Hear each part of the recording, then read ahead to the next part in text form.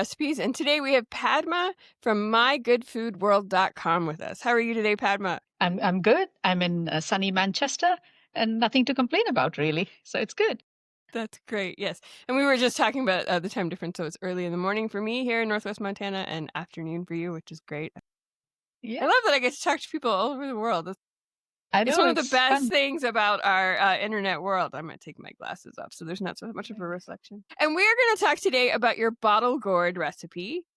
Yes. So tell us a little bit about how this kind of got started or how you learned to make it. So, okay. First of all, thank you for having me here. Yeah. It's lovely, and I love the whole concept of hand-me-down recipes because I'm such a I come from a culture where recipes are traditionally always handed down. So I have Yeah. a bunch of them, and I'm so glad that I'm getting to speak today. I had a bit of a tough choice to which one to choose, but I chose this because this is something I've grown up eating as a little girl. Hmm. And my mom taught me this, and she learned it from her mom. So it's, to my knowledge, at least a three-generation recipe. It could be more, but I have not kept track of it beyond that.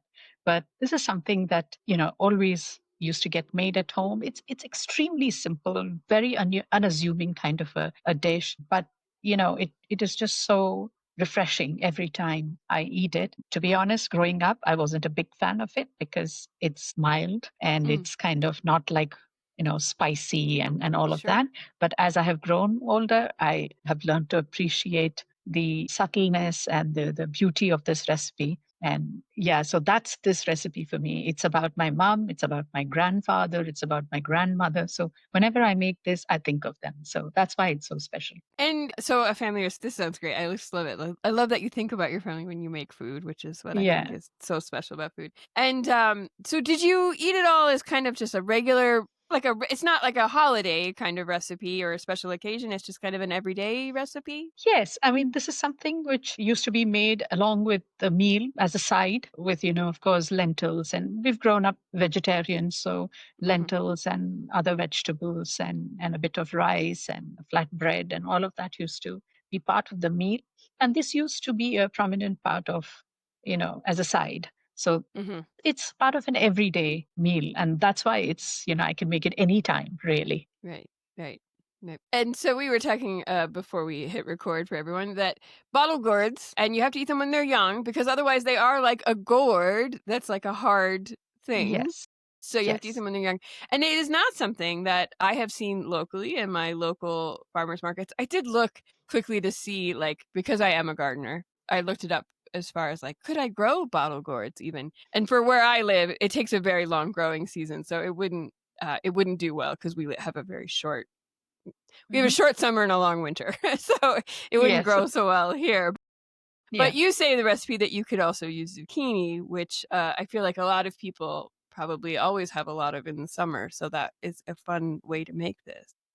Yes. So zucchini, sorry, go ahead. No, go ahead. No, go ahead. No, so the key difference I would like to mention here is that, of course, bottle gourd, even when it is tender, takes a little longer to cook Sure. than zucchini. Zucchini is like a very, fast cooking vegetable. So you would Hmm. have to treat it a little differently. So in my Hmm. recipe, I say that, you need to boil the bottle gourd Right.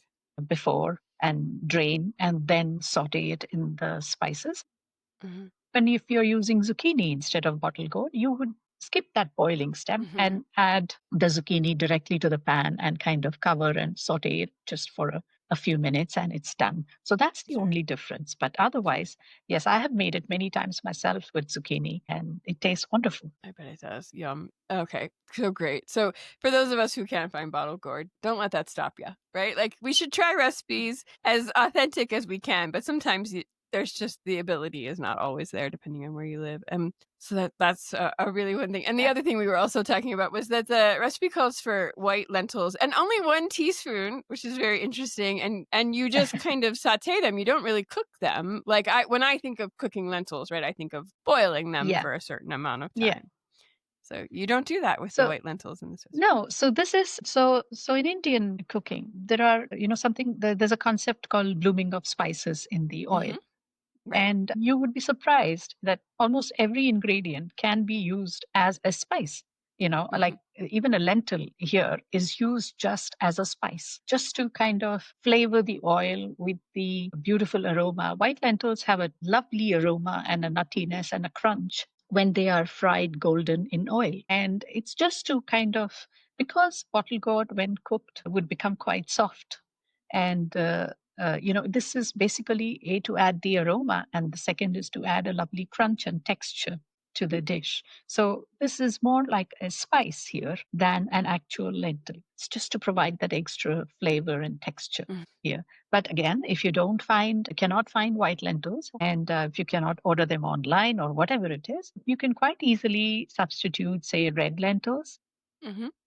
Okay. You can just, the same quantity. It's basically for the flavor and the texture, as I said. So red lentils will work as a perfect substitute for the white lentils here. Okay, great. That's good to know because I feel like for at least for folks like me who might live in a small town, red lentils will be maybe a lot easier to find depending on, of Yeah. course, where you live. But red lentils are pretty common for most of us, I Uh-huh. think, and at least here in the States. So, it's one of these things, depending on where you live and what you have access to, Yes. everything changes. And I personally don't often buy special things like grocery things online. I Hmm. do my best to just try and find what I can. It's one of the fun No, I things mean, about hand-me-down recipes is I've made a few things where it's just like, I can absolutely not find that locally, and I have to try and figure something out. And that's been a really fun experience for me. I'm sure, because that's the beauty of cooking. And once Yeah, you know how the ingredients work and what they are in the recipe, what's the purpose of having that ingredient, then you can right. quite easily find a substitute. And that's the beauty of cooking. And especially a recipe like this, it's so forgiving because it's just so simple. Right, it is, and, you had mentioned that it was mild. In terms of heat, I guess it is Yeah. mild, but there is a lot of flavor here because we've got the curry leaves, you got the asafoetida, you've got fresh ginger, which is always so very flavorful. So there is a lot of flavor happening, but not a lot of Oh, yes. heat in terms of Yes, spices. because So you it's would normally, when you say it's like an Indian recipe, you would right, expect it to be like spicy and with a gravy that's yellowish, orangish right, color, But this deviates from all of that, because this is like, the only heat. Of course, my mom used to add a dried chili pepper in the oil oh, for that little sure. zing. I Oh, do yeah, it sometimes. I don't do it sometimes. It's absolutely fine not to put that chili pepper, dried chili pepper, and just let the heat, the gentle warmth of the fresh ginger on the top to be the only source of heat in this right, recipe. And I've done that many times. And it's like, it's got minimal, literally minimal turmeric in it, just to bring a right, very slight hint of yellow, not like the copious amounts of turmeric that is put in curries and dals and right. all of that. So it's like that. In that sense, it's like really mild. To look at, it's mild, and to have it also, it's quite mild. But yes, as you said, lots of lovely textures and flavors from the other spices. Right, right. It does have a lot of flavor. So I just want everyone to know that it is a lot of flavor. And even if you're not like a huge fan of curry necessarily, it's Uh-huh. still it's not it's I don't think of it as a curry. Like it doesn't have that same kind of flavor, even though there's curry leaves. It's not the same. So I honestly believe that this is a recipe that almost anyone would like. And it Yes. would go great and it would go great with so many different kinds of foods. So even if someone was a meat eater, it would absolutely go well as a side dish alongside of meat. So I feel like anyone could try it. And again, if you've got a lot of things, especially in the summer that you're trying to use up, I imagine almost any kind of tender summer squash would work, like the patty pan squash. Do you have those? Do you know what a patty pan they're just kind of a squatty, flat squash. That might Yeah. actually work just as well too as a zucchini. I think the fun would be to experiment. And if any of your listeners are experimenting or you're experimenting, I'd love you to come onto my blog and comment on it and say how you've done it. And I might try it too, because I'm a big, huge fan of deviating from the norm once in a while. Why not? Right, That's the fun right, of cooking and eating. right. And this is such a frugal recipe for people who are, we're all always trying to like cut our costs. And this is a very frugal recipe because you are using a lot of very kind of simple pantry staples like the mustard seeds, like the turmeric. Yes. Those are very lentils are always quite frugal. So what a great way to just stretch a meal and be really Oh, filling and yes. also super nutritious. I mean, this is like a Yes. very healthy thing without like feeling like you have to tell people this is a healthy food, but it is going to be so healthy and wonderful for you, and you'll just feel great about it. Great. So you said you had learned this from your mom, and she learned it from her mom. Yes. Yes. And you said they add a little bit of chili, but you maybe occasionally add chili to the spice to the Occasionally, roux. I do. Yeah, Depends if I feel like yeah, having that little bit of zing, or yeah. if I am. I normally love having this, say, when I am fasting, or when I am wanting to eat something really light, or I'm just Mhm. breaking my fast, or something like that. So because it's so gentle on the stomach, and bottle gourd as a vegetable itself is light. And it's got a high water content, and it's so. Depends on what I am at what time of the day, or I'm having it, and I might add a chili or just leave it out. Yeah. That is really quite great. So it's been made pretty much in the same way for generations. You haven't changed it very much or adapted it very much. No, no, these No. are specific instructions given by my mom. And Oh, she was like, so I was like, when I was learning this from her, I was like, okay, so I kind of heat the oil and I put the spices and I throw in the ginger. And she's like, no, the ginger doesn't go in the oil. The ginger goes absolutely at the end. The ginger literally just gets a minute of that, cooking in that heat, and it just remains fresh and zingy. So you're not going to cook out the ginger. Remember this, you will always only put it as a garnish on the top. that's so So these were great. specific instructions that were she holds this. The other day I was talking to her and I was saying that, I made this recipe and I'm going to talk about it, and she was like so excited. She was like, oh, okay. That's so But make great. sure you tell the audience that the ginger goes on the top, not in the oil. Which for me is a little different, right? Because I always think it should, yeah, like not as a garnish. So that's a really, I'm glad you said that it should be kind of the garnish because you Yes. do often think that you would add the ginger like with the oil and kind of saute it. And so it is a little different. And so you'll have Yes. to like read the recipe and pay attention to that because if you're an experienced cook, you might just out of habit add it with the mustard seeds and everything else to the oil. So Yes. it is a garnish. I love Yes. that. I love just it's a different way to frame it, but it's important because that is what adds that bright flavor because fresh ginger does have Yeah. such flavor. And so for that reason, you would never substitute like a powdered ginger here because it would not have anywhere near the same flavor. Oh no, that would be like too strong for this, Right. because anything that is dried and powdered becomes that much more Mhm. intense, isn't it? And Right. it kind of will take away the texture as well. It's lovely to bite into that Mhm. grated ginger and that juices, the fresh juices in your mouth. That's the beauty of this dish, because otherwise it's got very few ingredients. So Right. that's what And it is. so the asafoetida is yeah, it kind of has a I hate to say an oniony flavor because that's not quite right, but I'm trying to figure out how I would describe it to somebody who's No, you're never not too had it. far away from it, to be honest. You're Yeah, not too far away it's from it. similar but not quite the same. Quite the same, but it is used in dishes in Indian cooking where onion and garlic is not used. So Right. it is sometimes used as a substitute for, so for example, in this dish as well, there is no onion and garlic.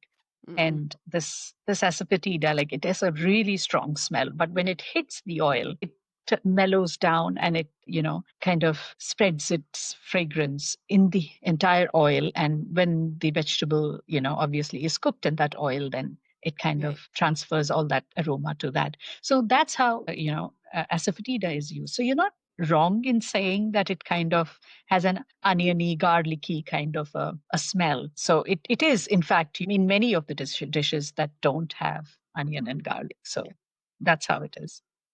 And for people who I have a reason I have a kind of a digestive thing and I can't always eat onion and garlic because it doesn't always sit well in my stomach. This is new. As I've gotten Yeah, older, this has happened to me. It didn't used to be a thing. And so for me or other people like that, if you have trouble with that, you would not have trouble with it with asafoetida. So you get that same kind of flavor, similar enough, without similar. maybe without the stuff that causes sort of digestive issues or so Yes. that's it's a great recipe for you to try just for something different and then maybe you could eat better. So that's just kind of a fun thing. And so the bottle gourd, like zucchini or like other things, it doesn't have a ton of flavor on its own. It's really absorbing the flavors of the other things. Yeah, it's a mild, sweet tasting vegetable that is available in the late spring and through the summer. Mm. It's got a lot of water content, and it's one of the considered one of the healthier vegetables. So you're right; it almost like a sponge absorbs all the Yeah, flavors, and and therefore also here, the asafoetida and the ginger, these flavors are absorbed beautifully by this bottle gourd in this recipe, and the curry leaves and all of that. So right, yeah, right. in that sense, it's a beautiful vegetable to work with. It is that is great, and she does say in the recipe that you can use fresh or dried curry leaves. I will never find fresh curry leaves locally, but dried ones I can find. So that's it was a Yes, fun thing to know because we all have to adapt to what we have and yes, what we're able to find, and turmeric is yeah, something I always have in my own kitchen. So excuse me, and brown mustard seeds because I make my own mustard. That is something we always have, and that was easy, and it is just a lovely kind of aroma once that starts to kind of yeah. fry up in that oil. So it does provide a great flavor. Wonderful. And is there some other things you'd like to tell us about this recipe? You said you had made some notes, so let's make sure we don't miss anything. It's just that, enjoy the if you can buy this vegetable in some sort of a specialty Indian store or whatever, I would say just try using it. Just the once, Absolutely. and for yourself, because it's an amazing vegetable to have. You can, of course, children in your family, for toddlers, it's a great recipe to have Oh, sure. a vegetable. The way we cut it is like in cubes, and so obviously it can work as a finger food. I mean, there are Mhm. times when I've just only had a big bowl full of this vegetable, and that's my meal. So it's that versatile. You can either have it with a meal, you can have it on your own, you can give it to the kid in your family, and yeah. But I would say that just enjoy, try, you know, if you can source this vegetable from somewhere and try it. And the thing is that it should be like a pale green color, and the seeds inside would be quite tender, and you can use up the seeds as well. And as you said in the beginning, that if you don't, buy the tender ones, then peeling them is an issue, and then their Mhm. seeds inside become really hard, and then don't really cook down that Right. well. So the trick is to find gourds that have that pale green uniform colored skin on the top, and those taste the best. That's a great tip. See, we need the tips when we're new with something, right? Because you don't always know. You don't always know. Is that ripe? Is that what color? So that's a great tip. Thank you for that. Yeah. So if you could make a big batch of this, perhaps, and would you eat it leftover? Like, I would almost feel like I would eat this cold leftover, Oh but yes. Oh yes. yeah, yeah, yeah, yeah. I have done this. In fact, what I've done is that when there is a lot of leftovers, I mean, there are times when I've got carried away and I have made so much of it, and I just add in a little bit of stock and turn it into a soup, and just Oh, sure. blend it and turn it into a soup, and it tastes amazing. That's a really great idea too to blend the leftover. What a great idea that is because that would be super tasty with a little bit of crackers or flatbread for lunch the Yeah. next day. I would enjoy Yes. that quite a bit. Yeah. That would be great. I am absolutely going to remember that because that will be like a great I'll intentionally make leftovers to turn it into a soup. Cuz I quite like to if I'm, traveling or whatever the next day, I would like to I like soup in a thermos kind of thing, Oh for yes. lunch. So I would enjoy that quite a bit. That's a great tip. Oh, wonderful. Great. And what else? Any other tips for somebody who might be making this for the first time? Just don't be tempted to add too much turmeric. I mean, nothing other than the mild sweet taste of bottle gourd should shine in this recipe. So Mhm. just keep it low, keep it, oh, she's said only a pinch, maybe I can add a teaspoon. Please don't do that, because that's going to take over the flavor. Mhm. Just keep it a bit low, keep it toned down, because this is not like your usual Indian curry. So that's Right. fine. That's great.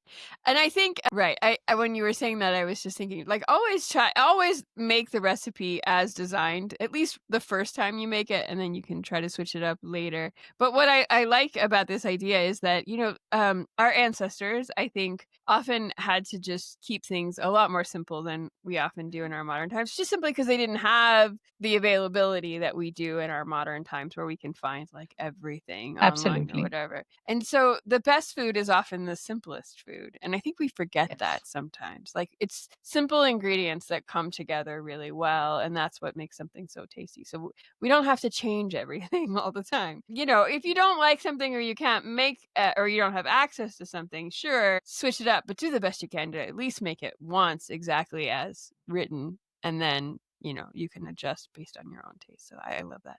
I do just think simple food is often the best food. But we Yeah. we have a society now where everybody wants everything to be Instagram worthy, right? And sometimes it just doesn't have to be. It just has to taste good. Yeah, we don't want the food to look terrible, but it doesn't have to be. Like, it can just be simple, and I think we can get a lot from that sometimes. Because this is not a super time-consuming recipe either. I mean, it's something No. that you can make relatively quickly to go Yeah. alongside any meal you have, which is, we all often need that too, right? We need something simple because we just need to get food on the table after a long day or whatever. Wonderful. Yeah. Well, Padma, tell everybody where they can find you online, please. I'm there on my blog, mygoodfoodworld.com, and I'm also on Instagram, although I don't post much, but I do come there every day to check my messages and post something on stories. So I'm there, and I'm on LinkedIn as well. So you can find me any of these places. And we will link to the original recipe and all of Padma's channels in the show notes so people can just come and find it for themselves. Well, thank you so much for being here. I so enjoyed this conversation. Well, thank you for having me. This was such a special thing to talk about this recipe. And yeah, amazing. Thank you so much. Thank you.